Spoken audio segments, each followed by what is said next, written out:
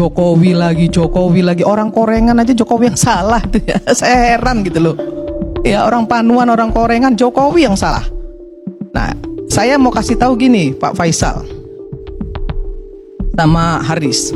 Jokowi itu hebat. Bagi saya dia presiden yang sangat hebat. Kenapa?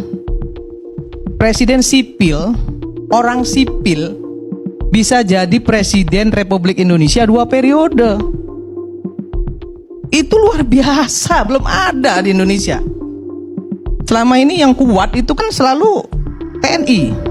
Presiden yang kuat ya, mulai Soeharto, SBY, itu TNI. Nggak ada gejolak. Wajar TNI di belakangnya. Bung Karno lebih lama. Nah, kalau Jokowi ini sipil loh. Kalau Bung Karno itu pengecualian. Itu Indonesia baru merdeka. Nggak bisa kita sandingkan Bung Karno dengan kondisi saat ini. Nggak fair. Tidak apple to apple, Om. Nah, saya mau bilang gini. Ini sebenarnya hebatnya Jokowi adalah hebatnya PDIP. 2 periode harus diakui. Sipil mampu menguasai negara ini 2 periode itu luar biasa.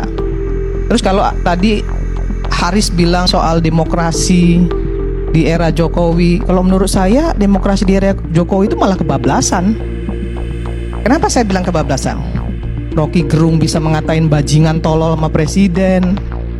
Kemudian Faisal Assegaf bisa ngomongin presiden macem-macem. Ferry Amsari bisa bikin dirty provokator. Kemudian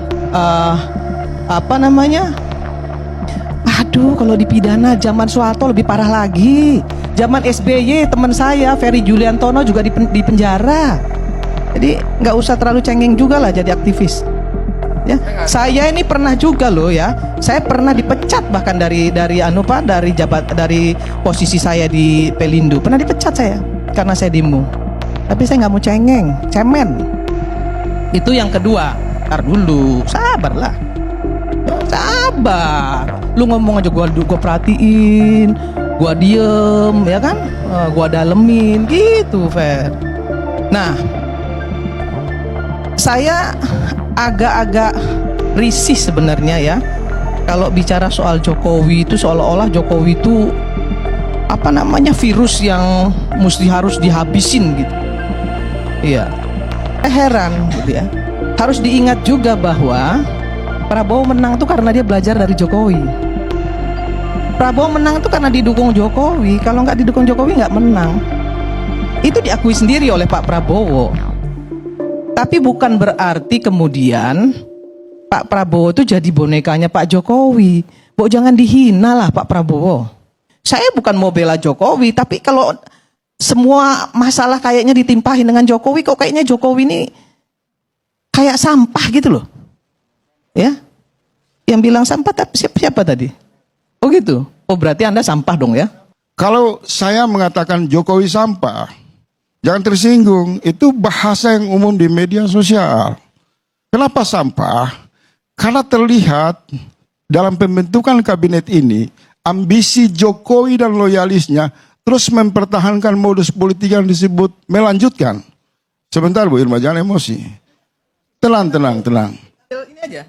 Mencoba membangun satu narasi daur ulang selama pasca pelantikan, sebelum pelantikan ya, pasca kemenangan Pak Prabowo, bahwa ada soliditas, keakraban, semangat yang kuat antara hubungan Pak Prabowo dengan Jokowi. Sementara akal sehat publik dalam perbincangan di seluruh kanal media sosial melihat memang ada sampah di kabinet Prabowo. Saya beri contoh tadi, sampah lewat Menteri Kelautan dalam kasus pagar, pembongkaran pagar laut. Rakyat menyimpulkan hambatan, resistensi yang menghadang Prabowo, yaitu kelompok Jokowi, para loyalisnya. Itu perbincangan di ruang publik. Yang ketiga, saya tambah, itu baru Andi, belum masuk ke Bu Irma. Belum ya? Nanti saya tambahin lagi. Saya masih di Bu Irma. Tolong kawan-kawan di DPR harus hilangkan semangat dukungan terhadap eksekutif. Maka tadi di awal saya mengatakan belum ada sampai hari ini rekomendasi resmi atas nama partai politik untuk memotret apakah ada harapan pemerintahan Prabowo, apakah ada progres, apa-apa saja yang harus diperkuat, apa-apa saja yang masih kurang. Dalam konteks ini saya masih melihat Bu Irma itu semangatnya Jokowi. Kalau dalam trias politik, peran DPR itu harus mengeluarkan data. Data secara objektif mengatakan bahwa kabinet Bapak Prabowo ini harus dievaluasi secara serius. Misal, saya mau kasih contoh. Ada sebentar Bu Irma, izin saya berbicara.